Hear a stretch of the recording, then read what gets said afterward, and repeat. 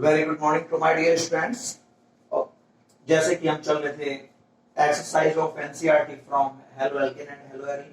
Okay, और यहाँ पर मैं आप लोगों को कुछ क्वेश्चंस स्टार्टिंग के करा चुका हूँ और वो क्वेश्चंस हैं फर्स्ट टू 1.6। ओके, तो question number 10.7 here we will convert one butanol to one iodobutane. Okay class, तो यहां पर वन ब्यूटेनॉल, देखो chemical formula of one butanol CH3 CH2 CH2 CH2 OH। Okay, अब मुझे यहां पर क्या लाना है, मुझे यहां पर यानी आयोडीन लाना है। अब मैं इसकी reaction red phosphorus plus I2 iodine के साथ कराऊंगा। OH यहां से बाहर हो जाएगा और यहां पर आयोडीन आ जाएगा। जैसे कि आप लोगों ने ये केमिकल रिएक्शन पढ़ी होगी method of preparation of halo alkane में। ओके, आयोडीन यहां पर, तब ये कंपाउंड बनेगा CH3 CH2 CH2 और ये CH2I। Okay, one आइडो butane. Same अब यहां पर कन्वर्जन नंबर सेकेंड। अब यहां पर कन्वर्जन नंबर सेकेंड में बोलता है वो one chlorobutane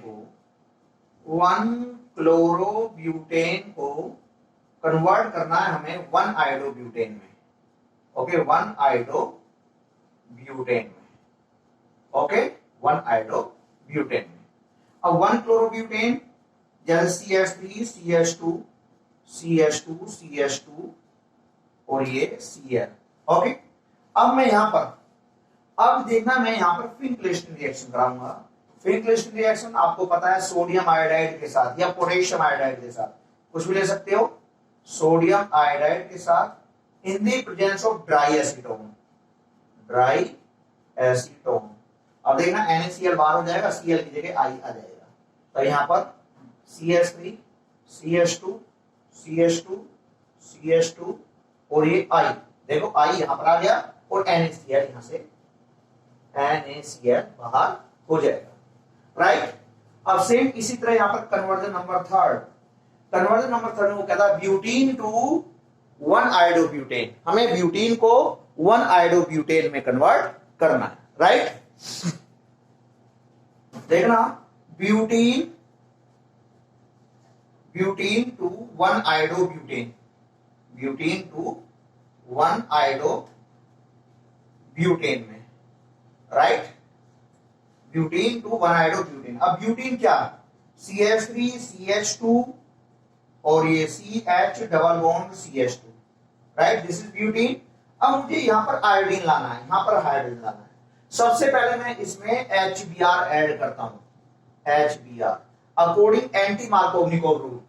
okay, anti Markovnikov rule. ठीक है, अब डबल बॉन्ड ब्रेक होकर Br इस साइड आएगा, H इस साइड आएगा, तब यहां पर CH3 CH2 CH2 CH2 Br। Right, देखो H यहां पर Br यहां। अब मैं इसकी दोबारा से फिर फिन-क्लेस्टन रिएक्शन कराऊंगा। ठीक है, अब मैंने फिर इसके साथ सोडियम आयोडाइड या पोटेशियम आयोडाइड के साथ ड्राई एसीटोन की प्रेजेंस में, अब देखना NaBr बाहर हो जाएगा और ब्रोमीन की जगह I आ जाएगा। तो compound CH3 CH2 CH2 CH2 और ये I। ठीक है, और प्लस NaBr यहां से बाहर हो जाएगा। तो क्लास ये मेरा क्वेश्चन नंबर 10.7 था। ठीक है, क्वेश्चन नंबर 10.7। इसके बाद क्वेश्चन नंबर 10.7 के बाद मैं लेकर चल रहा हूं, देखना question number 10.8 what are ambident nucleophile, explain with an example. Okay, तो एमिड एंड न्यूक्लियोफाइल देखिएगा, note it down. After that ambident nucleophile. Okay, ambident nucleophile, ambident nucleophile. अब देखना ambident nucleophile, ambident nucleophile. ठीक है, देखना ambident nucleophile, that is we can take an example of cyanide ion. ठीक है, example cyanide ion. अब देखो cyanide ion negative charge का मतलब ये है एक इलेक्ट्रॉन तो यही इसी का है साइनाइड आयन का और एक इलेक्ट्रॉन बाहर से ले लिया है. ठीक है, तो cyanide ion carbon triple bond nitrogen. देखो ये एक्चुअली आप समझिएगा नाइट्रोजन का एटॉमिक नंबर 7 होता है, बाहर वाले सेल में 5 इलेक्ट्रॉन, 2 इलेक्ट्रॉन ये रहे और 3 इलेक्ट्रॉन ये रहे, तो नाइट्रोजन के तो 5 इलेक्ट्रॉन पूरे हो गए ना. आउटर मोस्ट सेल में 5 इलेक्ट्रॉन जो नाइट्रोजन के थे. अब कार्बन का 1 इलेक्ट्रॉन तो इसमें है. ठीक है भाई, इस कार्बन ने 1 इलेक्ट्रॉन बाहर से लिया है, ये मान लो ये एक ऑलरेडी कार्बन का है और 3 इलेक्ट्रॉन ये रहे.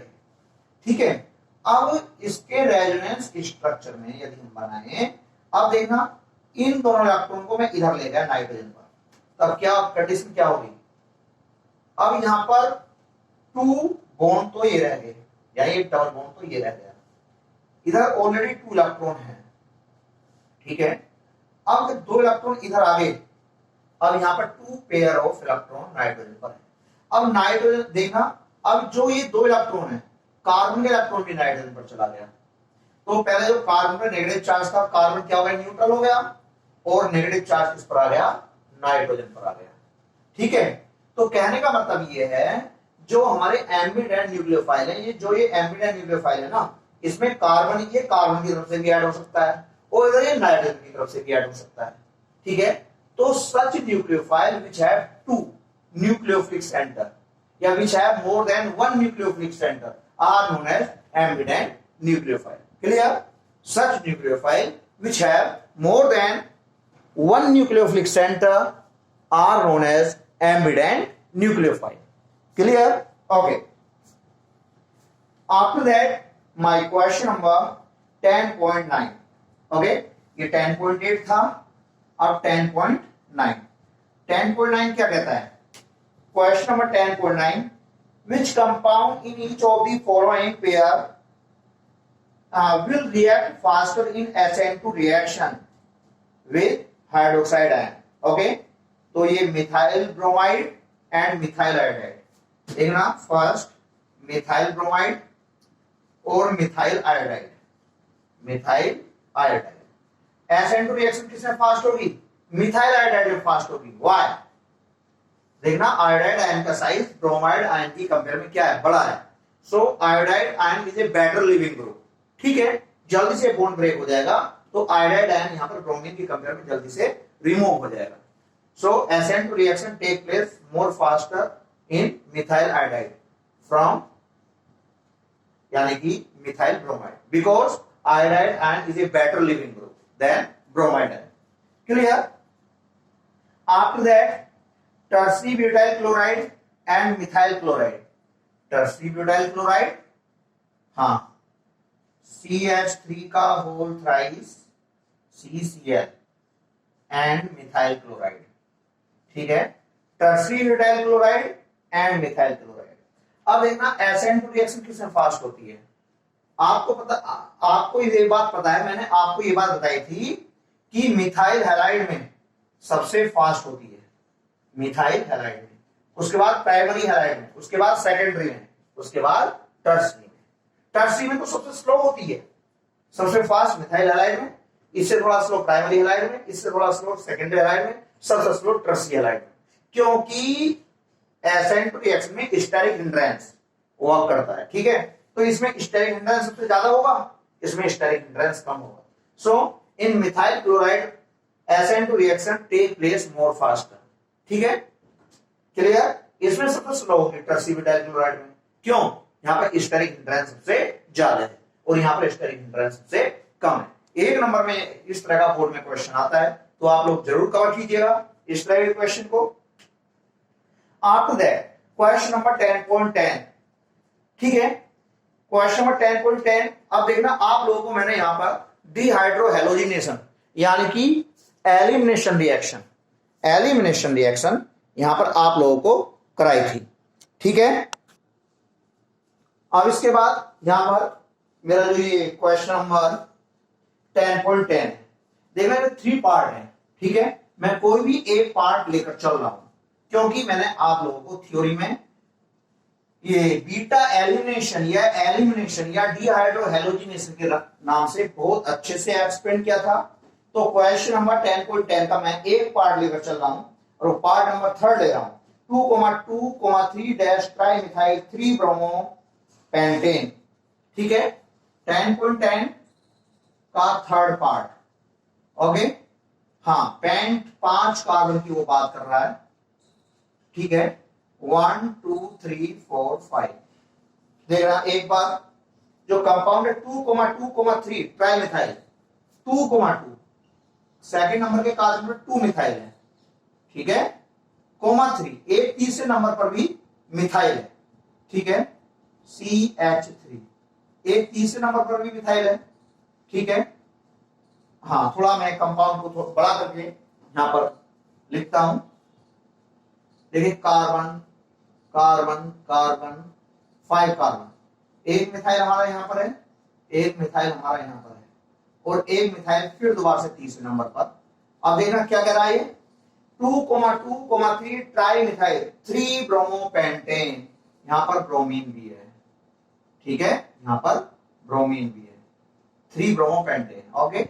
H3 H2 और H3, ठीक है। इसका मुझे डिहाइड्रो हैलोजिनेशन किसकी प्रेजेंस में कराना है?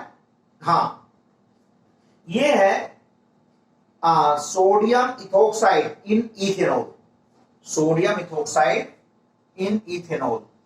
देखना sodium ethoxide C2H5ONA, sodium ethoxide, और किस में लेंगे? इथेनॉल में, C2H5OH, या फिर एल्कोहलिक OH, जैसे कि मैंने आप लोगों को थ्योरी में क्लियर किया था, ठीक है।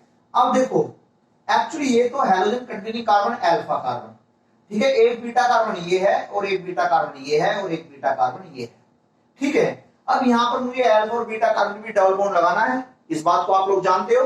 अब इधर तो डबल बॉन्ड आएगा नहीं, क्योंकि इस बीटा कार्बन के पास हाइड्रोजन नहीं है। एक तो आएगा इस इन दोनों कार्बन के बीच और एक बार आएगा इन दोनों कार्बन के बीच। तो क्या कंपाउंड बनेंगे? कंपाउंड ये बनेंगे CH3 CH3, हाँ CH3, और ये C, Br तो निकल जाएगा, ठीक है। Br तो निकल जाएगा, और एक बार मैंने मेजर प्रोडक्ट बना दिया पहले, CH और ये CH3, ठीक है, और यहाँ पर ये CH3, ठीक है। देखो ये 5 कार्बन 1 2 3 4 5, एक बार डबल बॉन्ड यहां पर और एक बार मैं यहां पर लगा देता हूं, तो plus CH3 C CH3 CH3, हाँ, और ये C double bond CH2, single bond CH2, और ये CH3। This is minor product, minor, and this is major product, this is major and this is minor, okay. तो ये मेरा question number 10.10 था, उसका मैंने थर्ड पार्ट लिया। हाँ, अब इसके बाद जैसे देखना क्वेश्चन नंबर 10.11, मैं सभी कन्वर्जन्स को एक साथ दूंगा, तो घबराने वाली कोई बात नहीं है। Question number 10.12, okay, question number 10.12, हाँ, क्वेश्चन नंबर 10.12 देखिएगा। 10.12 थोड़ा मैं ये क्लियर कर रहा हूं। हाँ, first part, the dipole moment of chlorobenzene is lower than that of cyclohexyl chloride, okay. Dipole moment of chlorobenzene, ठीक है, dipole moment of chlorobenzene is lower, इससे? फ्रॉम साइक्लोहेक्साइल क्लोराइड से। इसका डाइपोल मोमेंट ज्यादा होता है, इसका डाइपोल मोमेंट कम होता है, व्हाई? तो हम लिख देंगे in resonance structure of chlorobenzene there is found partially double bond between chlorine and carbon, okay. So length of double bond is smaller than in the comparison of single bond, so dipole moment of chlorobenzene is lower from the cyclohexyl chloride। भाई यहाँ पर जो single bond बनना है, इसकी bond length ज्यादा होगी और इसकी बॉन्ड लेंथ कम होगी, clear. After that second part क्या है? सेकेंड पार्ट है मेरा, हाँ, alkyl halide through polar are immiscible in water. अब देखना एल्काइल हैलाइड होते हैं, पोलर होते हैं, लेकिन जब मैं उन्हें वाटर में डिजोल्व करता हूं, डिजोल्व भी नहीं होते, बिकॉज अब देखना इसका आंसर क्या है। हाँ, alkyl halide does not break intermolecular hydrogen bond in water. Water के अंदर जो एल्काइल हैलाइड होते हैं वो हाइड्रोजन बॉन्ड को ब्रेक नहीं कर पाते। जब नहीं कर पाते so alkyl halide are not soluble in water. ठीक है, एल्काइल हैलाइड वाटर में सोल्युबल नहीं होते। क्लियर। इसके बाद Grignard agent should be prepared under anhydrous condition. आपको बहुत अच्छे से पता है कि Grignard agent is a very active compound, react with water. ये मैंने आपको नोट्स में कराया था। Grignard agent is a very reactive compound, it react with water form alkane. एकदम ये वाटर के साथ रिएक्ट होकर H, यहां पर RH प्लस और जो OH होगा वाटर का वो Mg से MgOHS, राइट। ये एल्केन बनते हैं। क्यों? Grignard agent is.